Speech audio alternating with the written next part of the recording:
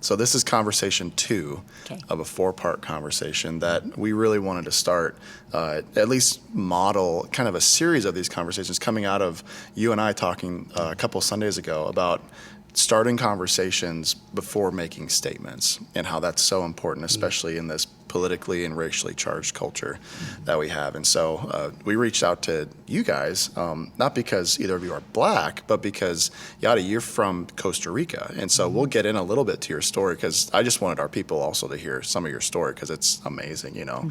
And then kind of jump into some things as you guys have talked in your own home about race and diversity in the church and stuff like that. But before we jump in, Josh, you're one of the newest members of our elder team. Yeah. So congratulations. Yeah, thanks. It's been great jumping in. And you're not 12 years old. I'm not 12 years old. You look 12. I am a little older than Steven, but not much. Yeah.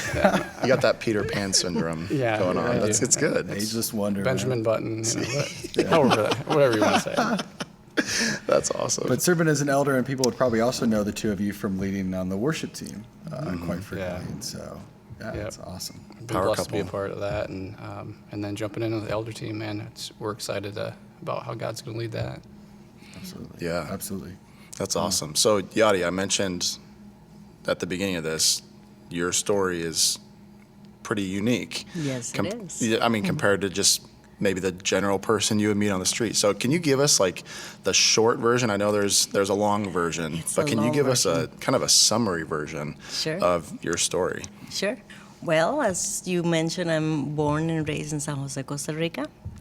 No, just because I'm Latina doesn't mean it's Mexico or I don't like spicy. You know, I get that a lot. No, there's Costa Rica's down in Central America, beautiful country. So, you know, promoting it here. So if you guys want a place to go to Costa Rica. Costa Rica. And let's see. Well, I was born in March 6, 19-something. And we won't say what the year is. No. Just do the math, 2999, if that helps. And I was raised by my grandma. My grandma was my dad and my mom. Right? In Costa Rica, okay, yeah. Yes. I won't get into much detail, but my mom couldn't raise me, so she gave me up to my grandma and my dad. And around age 11, my dad also decided to make path, and he left. So my grandma was my dad and my mom at the same time. Wow. But at the same time, I know that God was always there with me. Regardless, I knew that he was going to do something big. And around the same time, around 12, I met this amazing couple from Rhinebeck, Iowa, Pastor Roger and Liz C. And they came to my school. They did a fixing. I grew up really poor, so that takes me back a little bit. So all my school friends were poor. Our classrooms are pretty bad, And then the Americans would come as missionaries, and they would fix those classes and stuff. And so that's how I met Liz. And I was just immediately attracted to her personality. And I thought, Lord, I don't know what it's about this lady, but bless her family. Well, that was when I was 11 that I met her, 11, about 12. Then fast forward when I'm 14, and God just started opening doors, and they asked, they came back to another mission trip down to Costa Rica. And once again, it was that connection. I can't explain it, but it felt like I have known them all my life. And so they wanted to meet my parents, and I said, well, you meet my grandma. And they were like, no, your parents. And I said, no, actually, I was born at, San Jose, but I was raised by my grandma. And they were just immediately, both start crying. And I was just like, why are they crying? What's the problem here? But they just felt compelled to hear my story. And I just shared with them that my mom left when I was 2, then my dad when I was 11. So I was raised by my dad.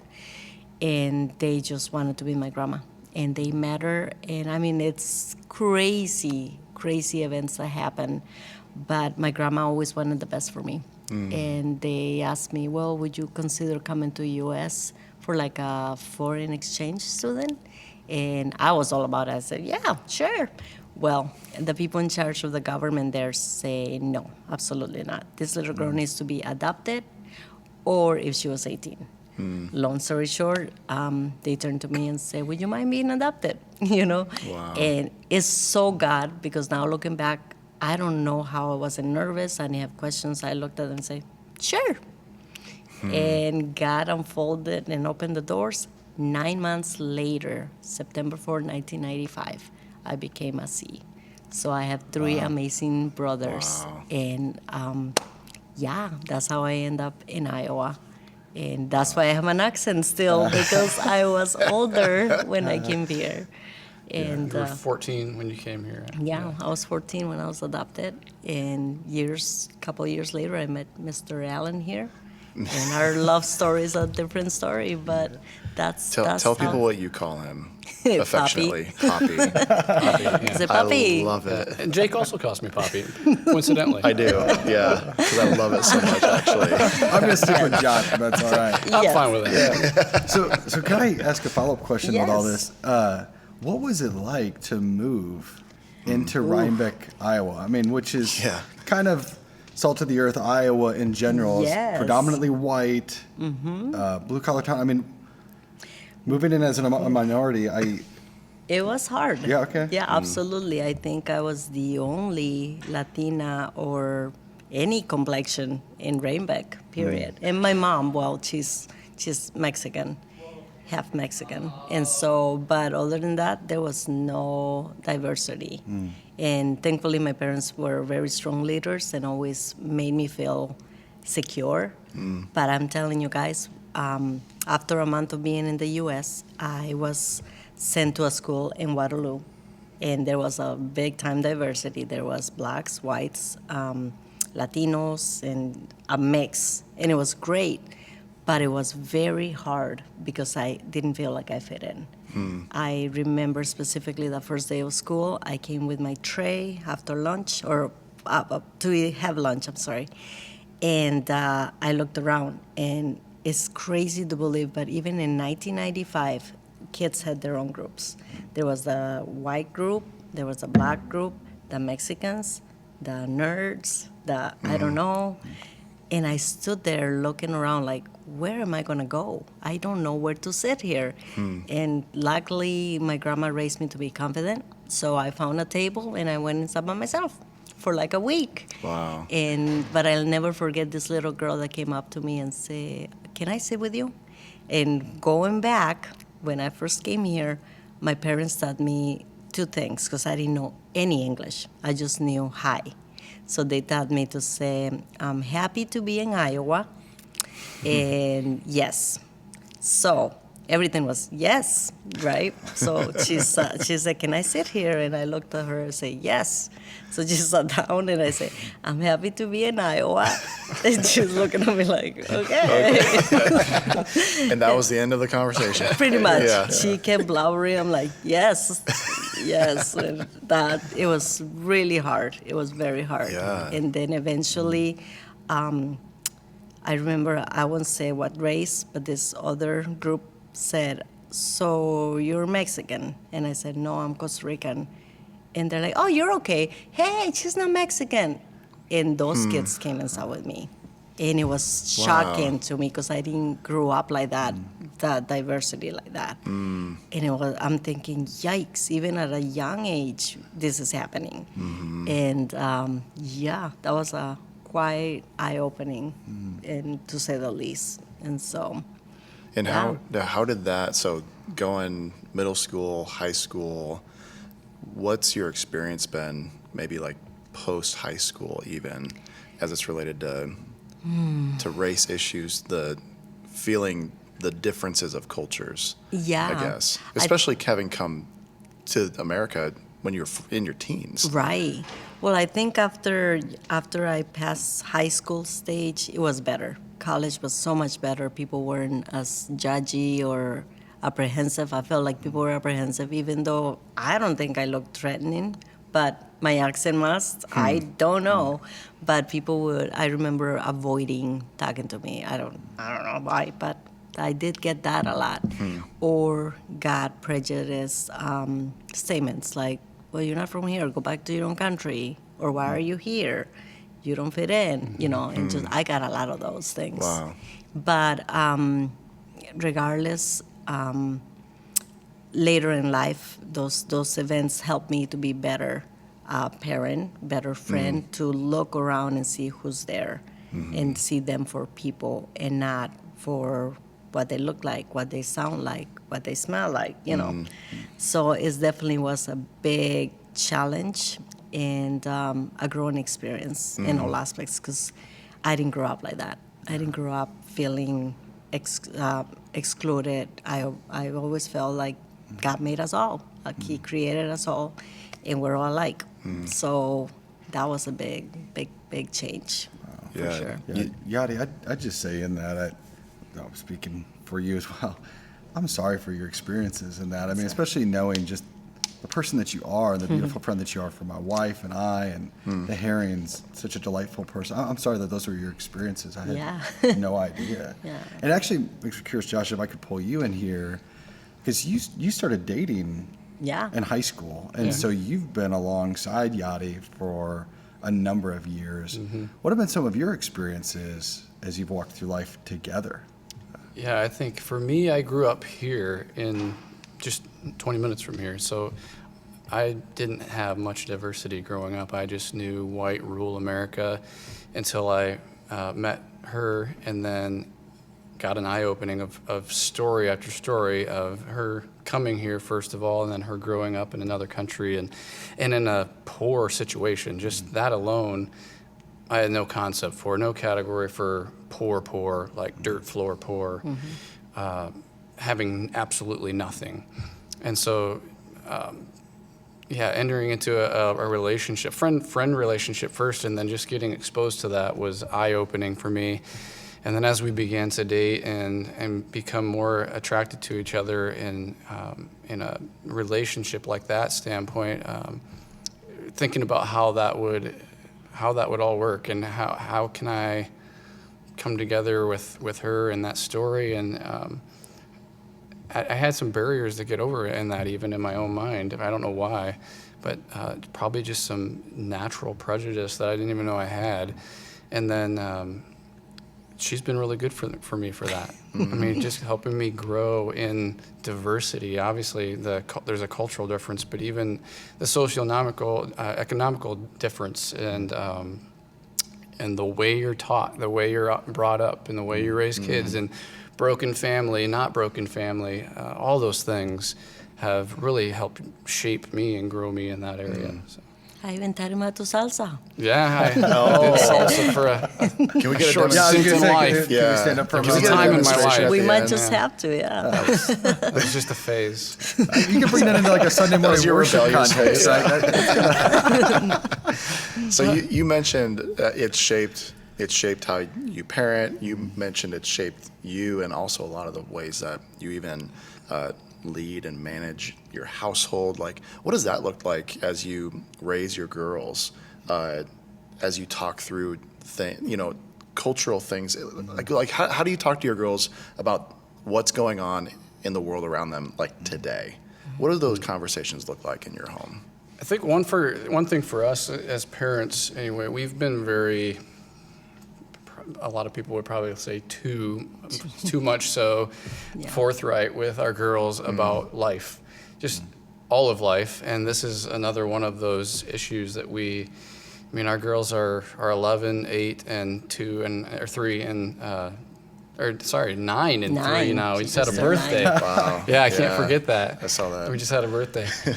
But the 9 and 11 especially, and 3 as she gets older, we'll continue that style more than likely. But just being very forthright with things, and race is one of them. And we kind of have a unique situation in that we can draw from experience, like life experience, and they've had a chance to even travel back to Costa Rica with us and see the places and meet the people and see where the stories happened and go to the school and all those kinds of things. So that's been a really neat opportunity. But I think just that honesty. I mean, just rawness. We've been very, very open and said, hey, this is how people feel. Like when you say this or when you act this way, this is what they're thinking. We try to speak to the things that are not being said, the nonverbal communication that, hey, when you're looking at somebody this way, they can feel that, and this is how they might interpret that. Or you see a new kid in your school that's not like you,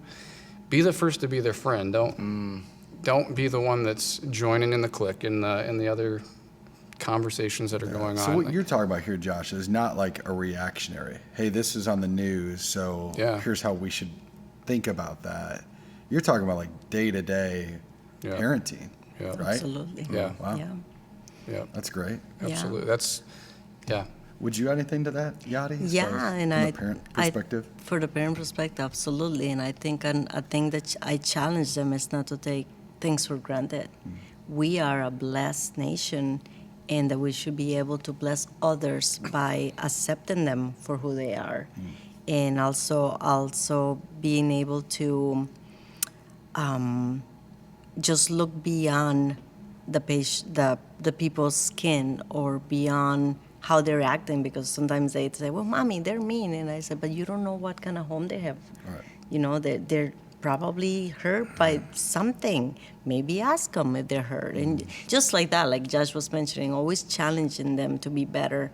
I know I'm very particular on, like, they're not picky when it comes to food, because I say, I didn't have food, okay? So this is a big deal, okay? So don't dare, or like clothes or shoes, it's not something that I let them take for granted. And the same with other people. I say, you know what? Just like God adopted all of us, I'm adopted, but God adopted all of us to be one. I said, so don't ever look down on someone that doesn't talk or look like you. And I'm constantly challenging them. And I make jokes about my accent and stuff, and because I want them to be just confident in who they are and realize that, God made you unique. And you need to go and treat people differently, because you don't know what difference you're making in those people's lives. Like, I still remember the little blonde girl that said, hey, can I sit with you? I said, you don't know what difference you're making on someone's life.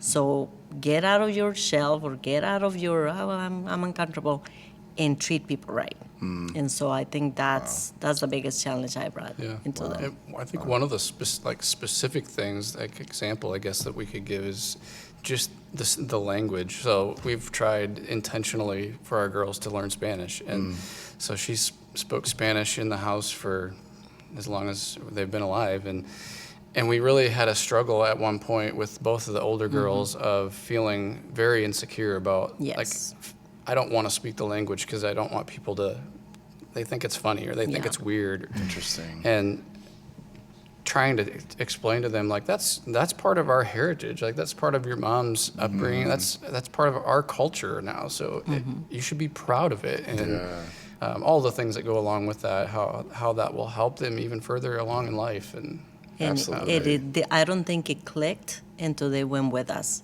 and they realized, whoa, there's a bigger world outside my own little cocoon in Raybeck, Iowa. So I think that was the biggest challenge for them to realize, wow, this is beautiful. There's so many colors, so many exciting things in the world. Yeah, and so they asked, the honest questions of, like, I didn't know there were cars there. Are there cars there? Did you have a toilet, Mom? Mom? Did you have all these kinds of questions? That's funny, because I was talking to Josh yesterday, and he's from Uganda, and he was like, yeah, people ask, like, is it like you see in the movies, just like animals running around? Yes. Like, do you have electricity? It's like, yes, we have electricity in Uganda. Like, it's not this caricature of, this, like, But we do have those kind of, like, I had that thing going on, just like, you don't know what you don't know, I guess. Yeah, absolutely. Yeah. Wow. You guys are such great parents. Like, I love hearing those stories, and that's challenging. I mean, it really is. How to think about taking that into our own households. And I'm curious, I think this is kind of like the wrap-up kind of question, but you heard Jake and I kind of speak to our church family about wanting to really grow as a church that is diverse. And I'd love to hear from you. Just like, could you add your voices into this? Like, how would you challenge the church family that you're a part of to grow? Like, what steps could we take? What are actionable items that we could put in place in our own lives? From the college students to parents beyond, what would you say as you speak into that? Well, I personally would say don't be shy. Just because you come and you see somebody from a different culture or a different color of skin, and you automatically think, oh, they have people around. I don't need to say hello. I don't need to associate. He looks mad or angry. You just don't know what you just don't know. That person might be really lonely. And so it's like treat people like you would like to be treated. That's my thing. Always just be welcoming, love them, and invite them to your house. Make a difference. That's what I tell my girls. Make a difference. Whatever you do, learn to make a difference. And I think as a church, that's what we need to do. Growing up Christian, I remember specifically when we had missionaries or people visiting from other cultures, it felt like one because it was never like everybody turned around like they're different. Like it was never like that. It was always welcome. Hey, what are you doing for today? Do you want to come over? Yeah. And they just always very warm. And that's something that I would love to see in churches. And I think that would change a lot and close a lot of the gaps that are there. That's helpful. What about you, Josh? Yeah, I agree with a lot of that, just that welcoming spirit. And around this conversation, I always think of, there's a lot of talk about racial equality and racial inequality. I fear that somehow that can kind of creep into the church too, where we try to eliminate distinctions. I would be cautious about us trying to not make distinctions, like embrace different cultures. I think we see that throughout God, how God's kingdom is designed. It's every tribe, every tongue, every nation, all the way to the end. Even in heaven, we see every tribe, every tongue, every nation. It's not equality in the sense that we're all the same. Right. We got to maintain the distinctions, but yet God divides a very sharp distinction between right and wrong, good and evil. Like we're dividing constantly with these like horizontal lines of lower class, middle class, and God's got one perpendicular line, like left or right, sheep or goat. I feel like we need to keep our distinctions clear as a church, as Christians, right and wrong, righteous, unrighteous, but maintain our racial diversity and embrace that as a people of God, how it's in His kingdom.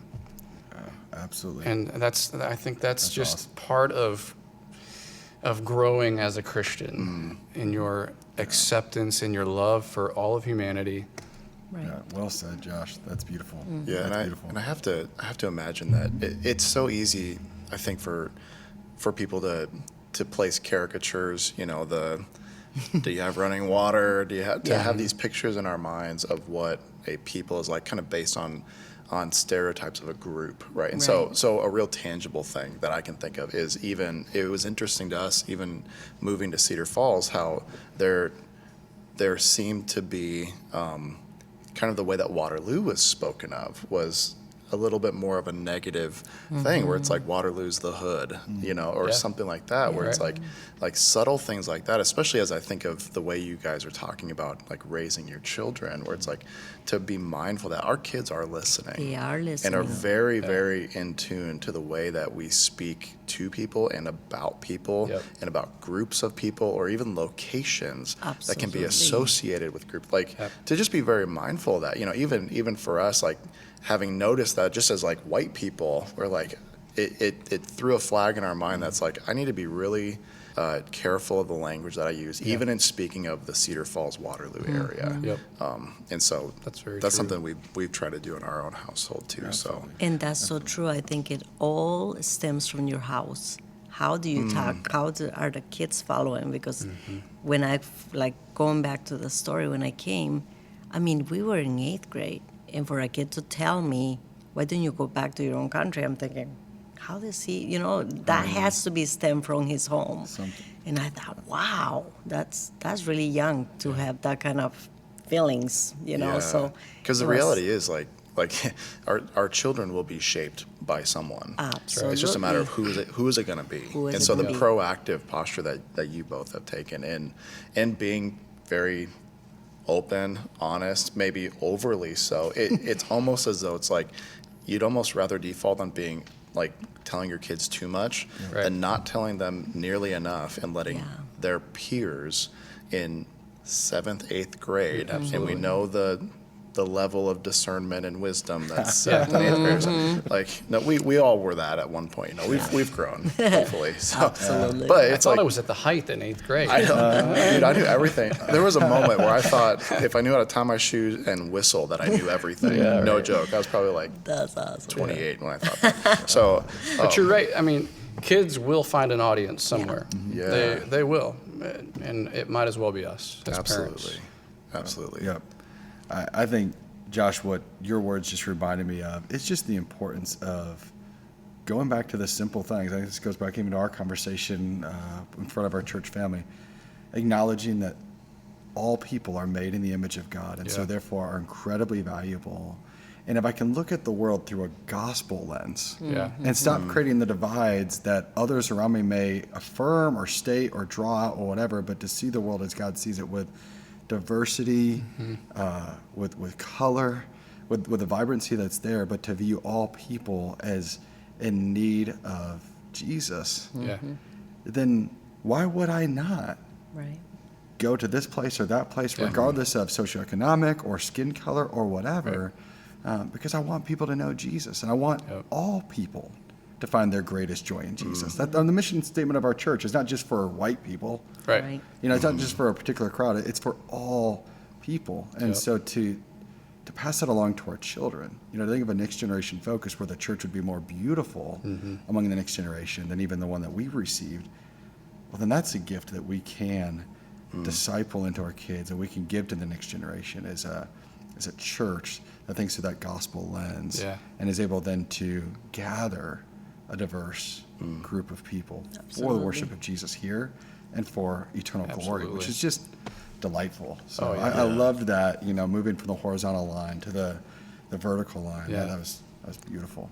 Cool. Yeah. Well said, man. Well, we really appreciate you guys coming in and helping contribute to this conversation.